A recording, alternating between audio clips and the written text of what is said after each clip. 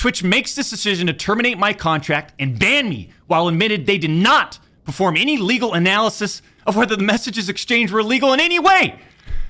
Twitch makes this decision to terminate my contract and ban me while admitting that they never investigated the age of consent in the jurisdiction where the user's messages were sent and received. Twitch makes this decision to terminate my contract and ban me without ever interviewing me, the user, or any other third party, including the partner manager. It's fucking unbelievable! For almost 4 years, champs, the public demanded to hear from the doc regarding the Twitch suspension. I guess since you all missed the point with my personal statement, maybe it's time to tell my side of the story. Huh, champs? You see, there was a lawsuit pending, and as part of that arbitration, all parties were not allowed to speak publicly about the case. I respected those rules. My lawsuit against Twitch was eventually resolved, as you all know. But even then, as part of the settlement, all parties were still prohibited from speaking publicly about the case or the settlement. However, if one side violated that confidentiality, then the other side could respond. And again, champs, I respected all the confidential obligations. But apparently Twitch's own disgruntled employees didn't feel the need to abide by those same obligations. Cody Connors, ex-Twitch employee, wasn't even involved, leaks Twitch's reported reason. Years later, Cody, why do this? What was the point? This was settled professionally. And you, knowing how black and white the internet is, you decided, you fucking rat, to leak the reported reason Twitch banned me in 2020. I mean, for what? Cody, why? Did you not know the repercussions from spewing lies about the two-time? Did you not know the repercussions of accusing me, Cody Connors? You see, you don't know shit, and it was obvious from your tweet. You didn't have any firsthand knowledge of my dispute with Twitch. You said that I got banned from Twitch because I was sexting a minor through Whisper's messages? Do you even know what the legal definition of sexting is? I do. And yeah, I used Twitch's Whispers, but trust me, I wasn't sexting anyone. You also said the word minor, Cody. I even made sure that word was emphasized in my statement, edited, etc., just to make sure these so-called journalists would pick up on it. And boy, oh boy, did they ever, champs. When you and all these so-called journalists, Cody, fired off your tweets, did any of you consider that the Twitch user may have been over the legal age of consent at the time of the messages? You didn't. Neither did any of these journalists, and neither did Twitch at the time of the ban. You also tried to tell the world that I was trying to meet up with this user at TwitchCon, but you're wrong. Let's set the record straight. I never intended to meet this user ever. We never made plans to meet at TwitchCon or anywhere else, and in fact, we never met in person ever. Your bullshit accusations gave false courage to other former Twitch employees to make shit up as well. I suspect all of you sort of planned and coordinated this attack. These big-time publications, these journalists, these various outlets are sort of just gossip channels now, don't you think, champs? They act like they're just gossip channels now, without any real journalism and real research happening. They report on all this based on leaks from 2 former Twitch employees, one of whom was supposedly on the trust and safety team. If these anonymous sources worked on the trust and safety team at the time of my Twitch suspension in 2020, then you would hope they would tell the truth. But apparently that's just too much to ask. If these former trust and safety team members, and by the way, I know exactly who they are, actually had firsthand knowledge, then what they conveniently left out is, 1, Twitch's trust and safety team, the same employees that decided to ban me, internally admitted that the whisper messages were not sexting. And 2, Twitch's trust and safety team, the same employees that decided to ban me, internally acknowledged that the whispers did not constitute child sexual abuse material CSAM. I'll say it again.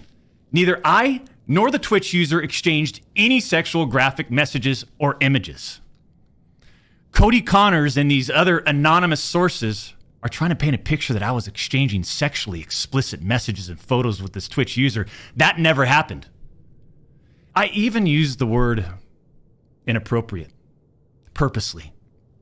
And look at how it was defined by everyone, champs. Huh? Including these defaming articles.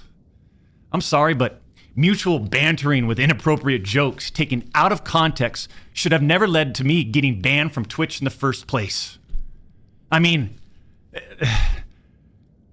how would each of you look if all of your private DMs, your text messages, your chats were looked at, dissected, and taken out of context by someone who's deliberately trying to find something inappropriate in those words? And this is not a situation where a victim publicly accuses someone of wrongdoing. That never happened here. We're talking about allegations that Twitch made against me as a half-baked reason for justifying their actions of suspending and shutting down my channel. Allegations that Twitch made without even a legal analysis of whether the whisper messages were legal. You see, I engage with my community. I engage with other streamers. And through Twitch Whispers, I communicate with Twitch users. Conversations that consisted of a variety of playing games and gaming politics, content creation, random stuff. This was the extent of my whispers with this Twitch user. On June 21st, 2020, my ex-Twitch partner manager learns that I exchanged whispers with the Twitch user. And I say ex-partner manager because for years, this guy didn't do anything for me, my community, or my channel. For years. I'm talking no front page love. You're talking about the face of the platform, right? Literally. The face of the platform. And I know Champions Club remembers this. We got zero front page love on the website. He was never on my channel. He didn't follow me on Twitter. He wouldn't even inform us about Twitch rival tournaments. We're talking about the two-time Twitch rival tournament. Oh, I'm sorry. Would you want to play in it? We got zero support from this guy. And it was just so obvious that he carried a grudge against the two-time. So after we signed with Twitch in 2019, we asked for a new partner manager. And just a few months later, that ex-Twitch partner manager is directly involved with getting me banned. Coincidence?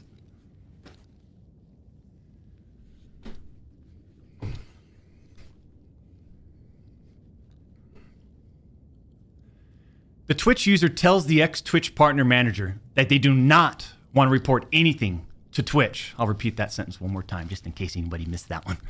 The Twitch user tells this ex-Twitch partner manager that they do not want to report anything to Twitch. But this ex-Twitch partner manager encourages the user and even directs them to file a report directly with Twitch, even though the user told him clearly that we never physically met anywhere and that no photographs were exchanged. On June 24th, 2020, Twitch's special operations team receives and reviews the user's report. They find no issues and determine that it did not warrant any further escalation to Twitch's law enforcement response team. That would have been the end. That should have been the end. But that partner manager, oh boy, did he had it out. He had it out for the two-time. He finds out that no further action will be taken, so what does he do? He personally escalates the report to a friend on the Twitch's LER team. The LER team, remember, that's the Twitch's law enforcement response team. He escalates the report to a friend on Twitch's LER team. So a day later, on June 25th, the LER analyst pulls the entirety of the whisper messages and begins discussing them with his director of the LER team.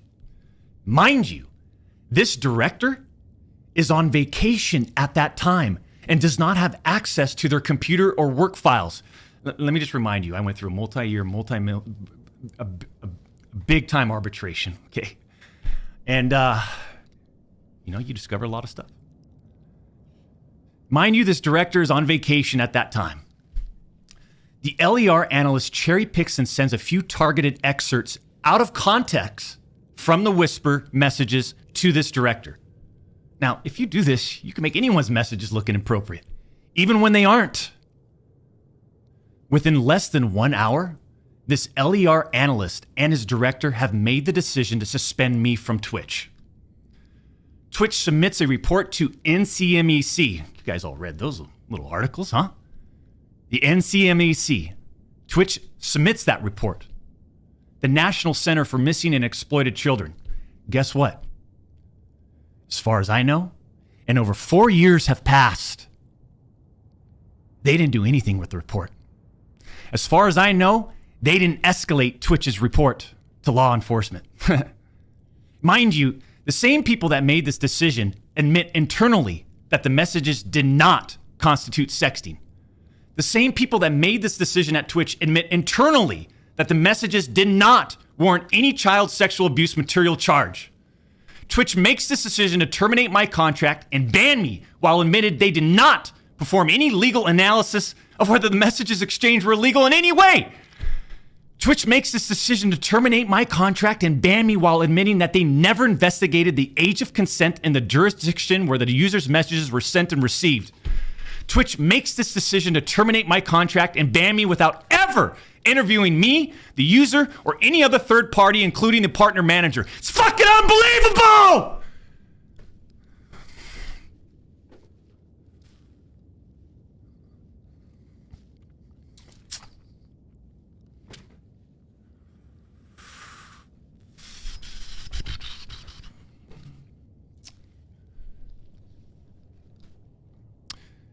I'm not going to get into every detail regarding my legal case, but these former Twitch employees that claim to have firsthand knowledge, they just don't have a clue.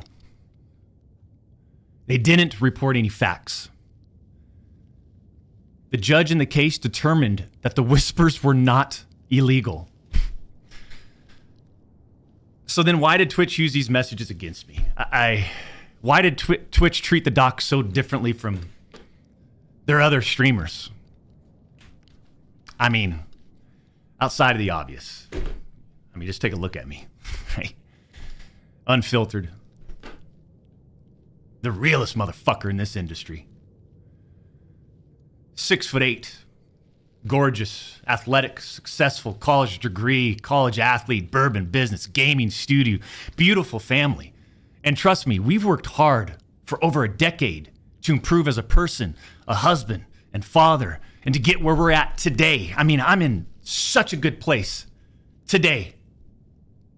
And all these people, they all act like they're just so perfect. I'm not perfect.